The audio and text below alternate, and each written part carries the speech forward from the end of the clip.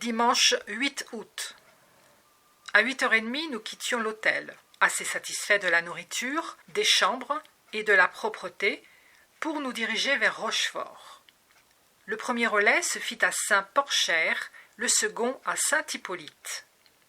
Le pays compris entre Saintes et la Charente, que nous traversâmes sur un grand bac plat, semble avoir été une continuité de bois et de forêts. Cependant, défriché en grande partie, il est maintenant cultivé. La route est nouvelle et bonne, comme d'ailleurs la plupart des routes en France. Elle est bordée de bois où des troupes d'oies, de dindons et de poules cherchent leur nourriture et animent le paysage. En approchant de Rochefort, la scène change. Les prairies et les champs de blé se déroulent à perte de vue. Bientôt, on distingue les mâts des navires sur la rivière peu large mais profonde à cet endroit et qui dans ses détours disparaît complètement quelquefois, de sorte qu'on découvre les bâtiments à pleine voile sans voir l'eau qui les porte. Rochefort étant une ville fortifiée, la sentinelle, avant de nous y laisser pénétrer, nous demanda qui nous étions, d'où nous venions et où nous allions. Après avoir satisfait à toutes ces questions, on nous permit d'entrer et notre chaise nous arrêta à l'hôtel du Grand Bazar.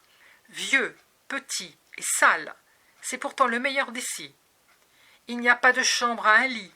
La maîtresse de l'hôtel parut très étonnée quand je lui en demandai et me fit observer que nous étions 4 et qu'il se trouvait 4 lits dans la chambre nous servant de salle à manger.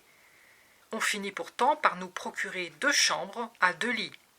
M. Cradock et son domestique en occupèrent une, j'occupais l'autre avec ma femme de chambre. À 3h, notre dîner terminé, nous voulûmes visiter le chantier de réparation des navires. Mais arrivé à la porte, le gardien nous déclara que nous ne pouvions voir ni les magasins ni les travaux sans une permission du commandant. Cependant, nous étions libres, nous dit-il, de nous promener en l'attendant. Fort complaisamment, il l'envoya chercher et on la rapporta bientôt en nous faisant observer que, généralement, on n'en donnait jamais le dimanche. Nous examinâmes tous les navires, visitâmes même une canonnière de 70 canons qui a été fort endommagée lors de la dernière guerre et qui, malgré de grandes réparations, ne pourra désormais servir qu'au transport des marchandises. Sa mâture a été détruite et on dirait actuellement une immense barque.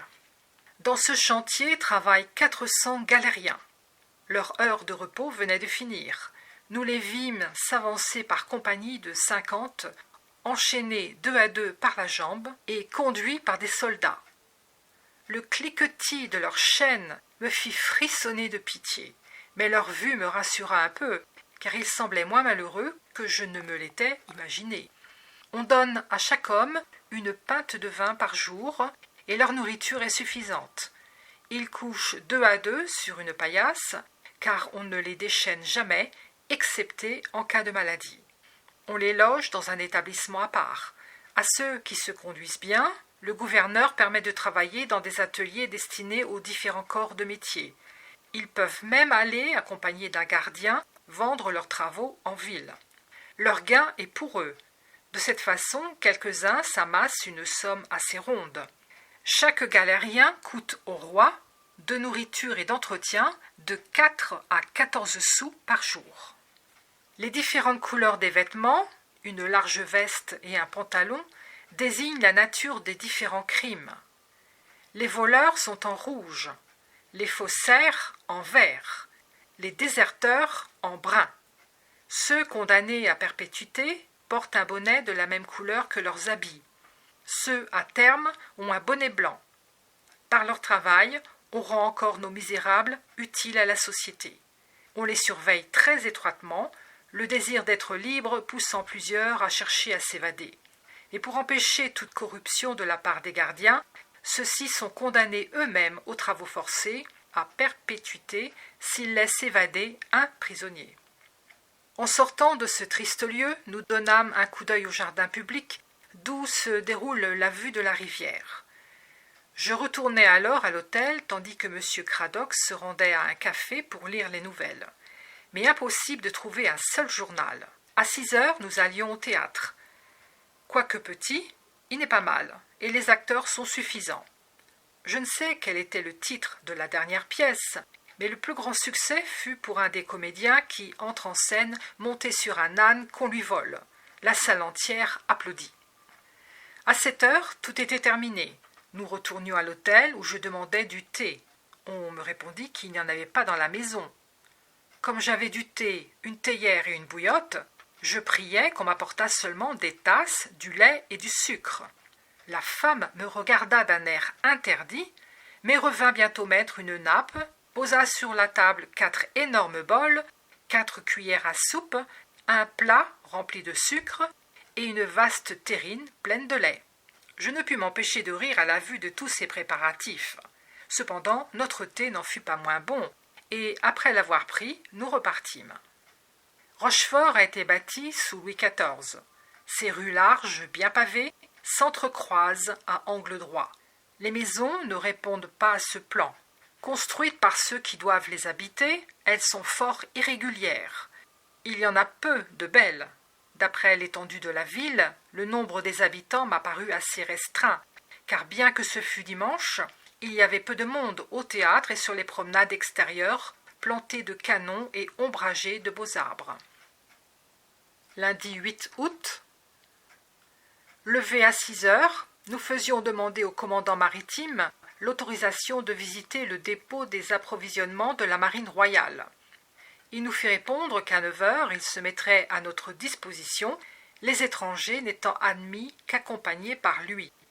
Pendant notre déjeuner, 2 galériens, sous la garde de soldats, vinrent nous offrir du coton à tricoter. Nous en achetâmes par pitié pour ces malheureux. À 9h30 arriva le commandant, respectable vieillard, très courtois. Un jeune Irlandais qui se trouvait à notre hôtel se joignit à nous. Nous allâmes d'abord au chantier où se construisent et se réparent les navires de guerre dans des bassins, soit à sec, soit remplis d'eau, disposés à la façon d'écluses, de sorte que lorsqu'un navire est terminé, on peut le lancer dans le bassin même où il a été construit. Nous traversâmes ensuite une cour pleine de canons de cuivre ou de fer et d'encre de toutes dimensions. Elle conduit à la corderie longue de 400 toises. Là se fabriquent tous les cordages. Il y a des câbles d'une demi-aune de circonférence. Puis on nous mena dans un énorme bâtiment au bout duquel on a établi les forges, servant à couler les boulets de canon, et où se travaillent tous les fers entrant dans la construction des navires. À l'opposé, on façonne les petites bombes en terre glaise pour les galiotes, l'autre côté est réservé aux charpentiers. Nous fûmes aussi dans la boucherie et la boulangerie. Le pain sortait précisément du four et paraissait excellent. Enfin, nous passions par le jardin du commandant jusqu'à sa maison, où nous le quittions en le remerciant de sa complaisance, quoiqu'il eût mis beaucoup de discrétion dans ses explications. Sortant alors de l'enceinte du dépôt, nous traversions le marché bordé d'une rangée de magasins où se vendent des habillements tout faits pour hommes et femmes. Nous retournions enfin à l'hôtel, d'où M. Cradock partait à 11 heures avec le jeune Irlandais pour La Rochelle, y retenir des logements. Je devais le rejoindre le lendemain. Dans la soirée, me sentant un peu fatigué, j'envoyai mes domestiques à la comédie et me couchai de bonne heure. Mardi 9 août. Levé à 6 heures. À 9 heures, j'allais avec ma femme de chambre faire un tour sur les remparts. En dehors des portes de la ville, on construit actuellement un bel hôpital. À 10 heures, je retournai à l'hôtel, je payai ma note et, comme d'habitude, j'attendis les chevaux de poste. Enfin, à 10h30, je montai dans ma chaise et partais pour La Rochelle. À 1 lieue de Rochefort, première vue de l'océan Atlantique, plage très dénudée. La route est dure, le pays aride et ennuyeux. Nous ne relayâmes qu'une fois. À 2 heures, nous arrivions à La Rochelle, place fortifiée, où nous dûmes, avant d'atteindre la première porte, passer sur 4 ponts-levis gardés par des soldats. Et encore, avant de me permettre d'entrer, un commis me fit inscrire mon nom sur un registre. Nous nous rendîmes à l'hôtel du comte d'Artois, le meilleur d'ici, dit-on. Mais il ne peut soutenir aucune comparaison avec l'hôtel d'Angleterre à Bordeaux. M. Cradock et son compagnon n'étaient pas arrivés sans peine à La Rochelle. Leur conducteur, complètement ivre, voulut les forcer à accepter dans leur cabriolet une femme qui semblait lui tenir fort à cœur. Ces messieurs refusèrent énergiquement, ce qui enragea tellement le misérable qu'il les menaça. Enfin, ils parvinrent à avoir raison de lui. Ayant dîné à 3 heures, nous allâmes ensuite nous asseoir sur le port. La mer était calme, les bateaux pêcheurs entraient en quantité. Nous causâmes avec un marin qui savait l'anglais, ainsi qu'avec un des préposés aux douanes. Celui-ci avait été prisonnier en Angleterre et il paraissait enchanté de nous parler. Notre conversation attira quelques-uns de ses camarades, curieux d'apprendre d'où nous venions et où nous avions été. Vers 8 heures, nous étions à l'hôtel. Mercredi 10 août. À peine ai-je goûté une heure de sommeil à cause des punaises. À 9 heures, nous partions pour la cathédrale que l'on reconstruit en partie. Les sculptures à l'extérieur ne sont pas terminées et l'intérieur à peine orné, le grand autel simple et élégant. Puis nous allions à l'église Saint-Sauveur, belle et ancienne. Le portail surtout mérite d'être vu. Pas de chaises, seulement des bancs. 2 anges, admirablement sculptés, entourent de chaque côté le grand autel de marbre. Je considérais l'ensemble grandiose de cet édifice et le bon goût qui avait présidé à son ornement sans clinquant, lorsque mes regards furent attirés par un calvaire tout en coquillage. Notre Seigneur sur la croix. Au pied, 2 dragons, la gueule ouverte, et autour, sortant de vases, des têtes d'anges avec des ailes, le tout en coquillage. Quelle patience il a fallu pour faire une si vilaine chose. Était ensuite voir la fameuse digue de Richelieu. On peut la suivre à marée basse, excepté au milieu, où l'eau est toujours assez profonde pour permettre aux bâtiments d'y passer. Pendant 2 heures, nous restâmes à regarder la mer. Quand elle se fut retirée, je me hasardai sur les rocs couverts d'herbes marines et enfin m'assis sur une pierre. Je voyais au loin les navires voguant au hasard de l'océan, livrés à tous ses caprices.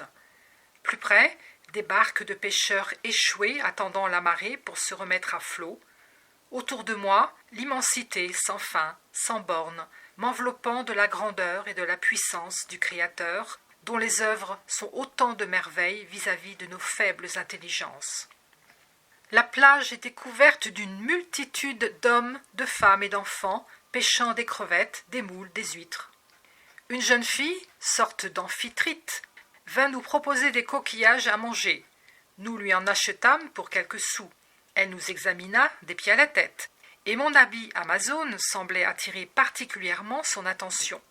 Revenus de cette délicieuse promenade, nous nous mîmes à table. Dans la soirée, M. Cradock alla au théâtre. Moi, je me couchais de bonne heure. Jeudi 11 août. 3 espèces de vermines m'ont dévoré cette nuit. Après déjeuner, été à l'hôtel de ville qui se trouve à côté de notre hôtel. C'est un des plus anciens et des plus beaux bâtiments de La Rochelle, du style Renaissance. L'escalier du dehors est fort remarquable. Au-dessus du centre de la porte se voit, sous une petite coupole, la statue en pierre de Henri IV, en costume du temps. Un peu fatigués, nous remîmes la suite de notre visite à un autre jour. Vendredi 12 août. Visiter l'église et le couvent de l'Oratoire. L'église n'est pas belle, mais possède 2 bons tableaux, la résurrection et le crucifiement. Puis nous entrâmes dans le couvent nouvellement bâti.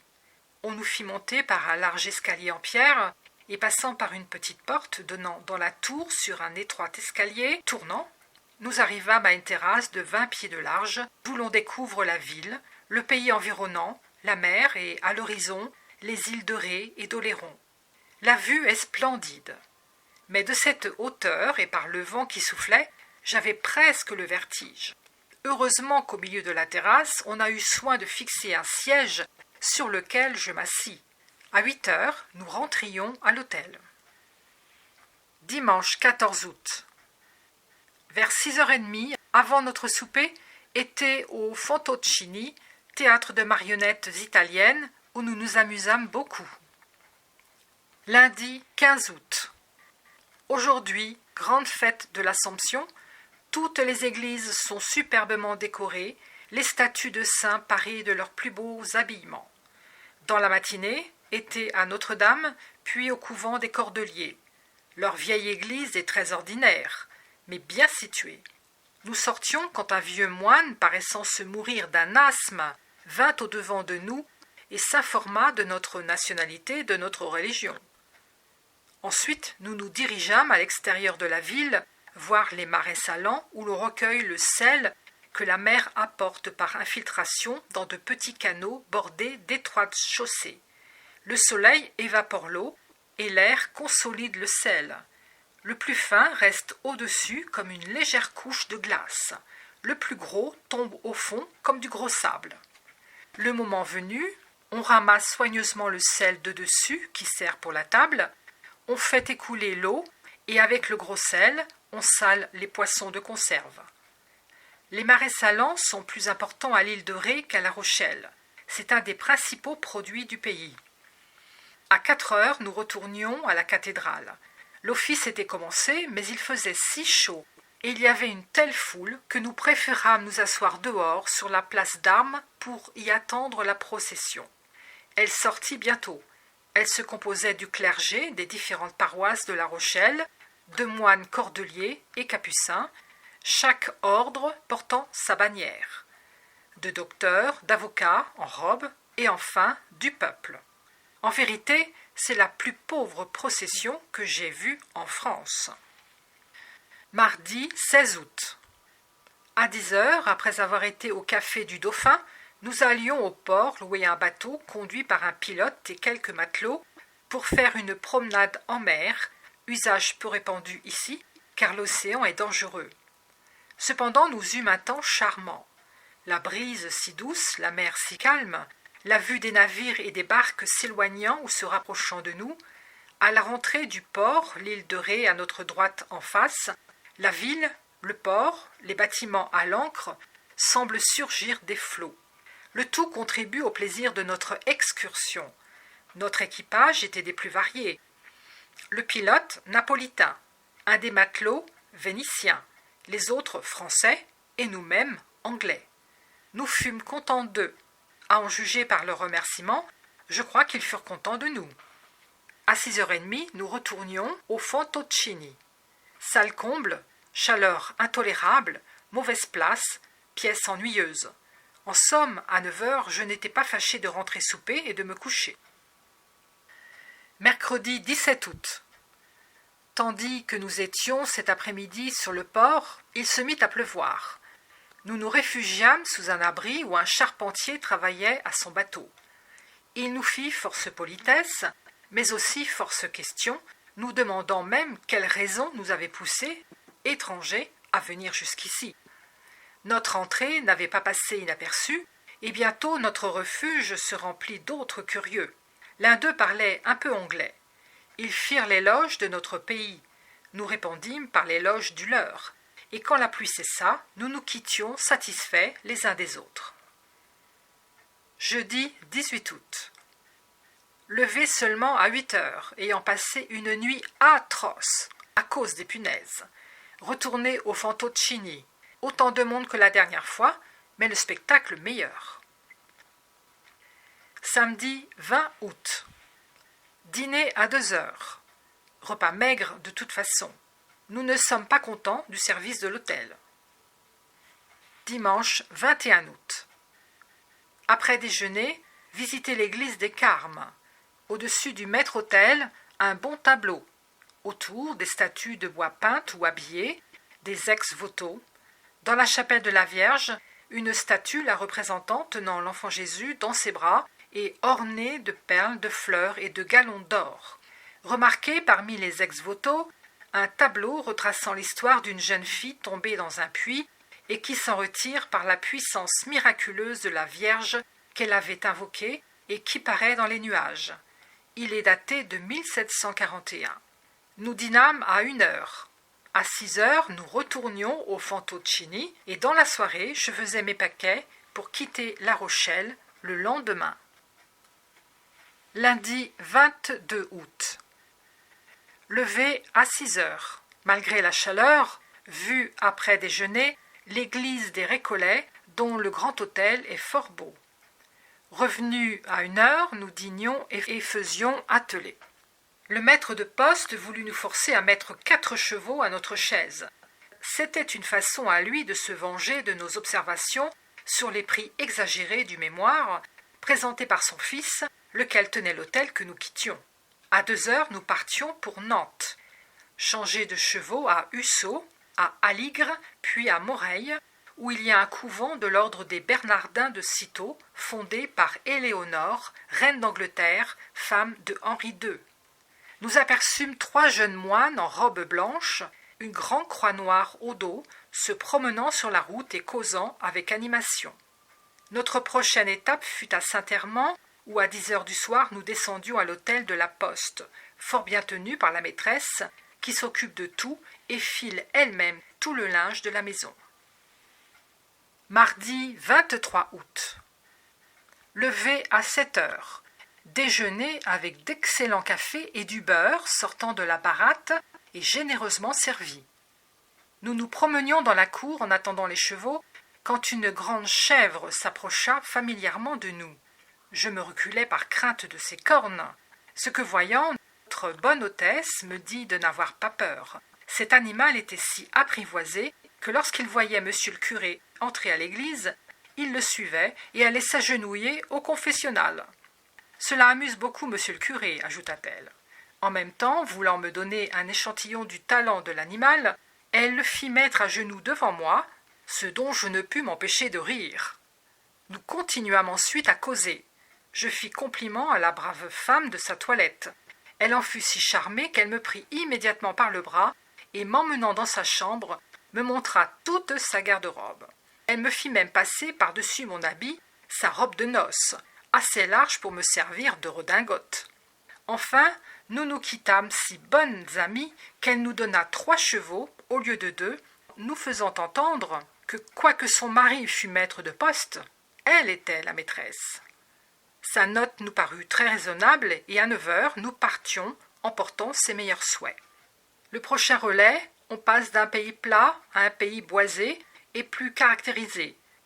Cependant, la route devient assez montueuse en approchant de Saint-Falgan, situé sur une colline rocailleuse, où nous arrivâmes à 2 heures et où nous fûmes forcés d'attendre nos chevaux jusqu'à 4 heures. On nous indiqua une pauvre auberge. Nous y commandâmes des œufs et des côtelettes, et pendant les apprêts du repas, nous nous promenâmes dans cette petite ville où tout, même l'église, dénote la misère et la négligence. Nous fûmes agréablement surpris d'avoir un dîner fort convenable, mais qu'on nous fit payer en conséquence. On voulut enfin nous obliger à prendre 4 chevaux, pourtant on finit par céder en partie à nos réclamations, et nous continuâmes notre voyage avec 3 chevaux. Jusqu'à Mortagne, le pays est aride, avec quelques aperçus pittoresques. Peu après 6 heures, nous atteignions Mortagne et arrivions à l'auberge Louis-le-Grand, en suivant une route pierreuse et quelquefois si étroite que les roues de notre chaise rasaient les maisons. L'extérieur de l'auberge paraît minable, mais il n'en est pas de même à l'intérieur. On nous proposa le grand appartement contenant 3 lits et encore assez vaste pour y placer au milieu une grande table où nous devions souper. Bâtie sur une hauteur, Mortagne fut autrefois fortifiée. Des murs et des fossés l'entourent encore. Mais les murs sont effondrés et les fossés comblés. Les rues mal pavées sont étroites et les maisons fort resserrées, très élevées. Les alentours, en partie boisés, forment de jolies promenades. Vers 9 heures, nous revenions à l'auberge souper et nous coucher.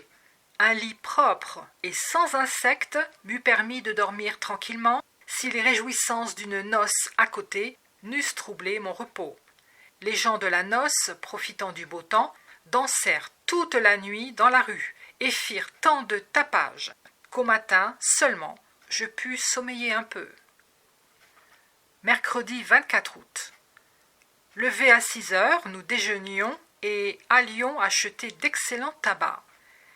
Continuant à visiter la ville, nous entrions dans une grande église bien décorée. le chœur lambrissé de bois brun avec dorure, un bon tableau de Notre-Seigneur sur la croix au-dessus du maître-autel devant lequel brûlent des lampes d'argent. Pas de chaises, mais des bancs divisés en stalles. La pluie commençant à tomber, nous retournâmes à l'hôtel et en partîmes à 8 heures pour Nantes. Nous changions de chevaux à Aigrefeuille, où la route est mauvaise, jusqu'au passage de la Loire sur un pont magnifique. La Loire se divise en plusieurs bras, aussi nous fallut-il encore traverser 5 ponts qui partagent la ville. Assez élevée, Nantes, proprement dit, n'est comprise que dans la vieille cité. Mais ces 5 faubourgs s'augmentent chaque jour de nombreuses constructions, quelques-unes fort élégantes. La fosse, c'est le quai d'Estrée, au bord de la Loire, approprié au commerce et au trafic des affaires qui se font dans cette partie de la ville, ont 1 lieue de longueur. Nous entrâmes à Nantes par les vieux quartiers. Quelques rues y sont tellement étroites que notre chaise ne passait qu'avec peine. Les maisons, généralement hautes, ont des fenêtres à croisillons, très rapprochées les unes des autres. Sur un pavé cahotant et à travers une foule encombrante, nous abordâmes enfin au Cheval Blanc, où l'on ne put nous recevoir faute de place. Il nous fallut gagner la place Saint-Nicolas, à l'hôtel Saint-Julien, grand, vieux, sale, plein de vermine, mais dont les maîtres étaient fort polis. D'ailleurs, comme presque tous les hôtels sont également malpropres, nous fûmes encore heureux de trouver à nous y loger. Puis cet hôtel, situé au coin d'une place, est en bon air. Après notre dîner, nous fîmes un tour jusqu'à la fosse. En revenant, nous allâmes au théâtre voir Figaro. La salle est petite, décorée sans goût, mal tenue, mais bien éclairée. Les musiciens et les acteurs, bons, de sorte que nous fûmes satisfaits de notre spectacle, qui se termina à 8 heures.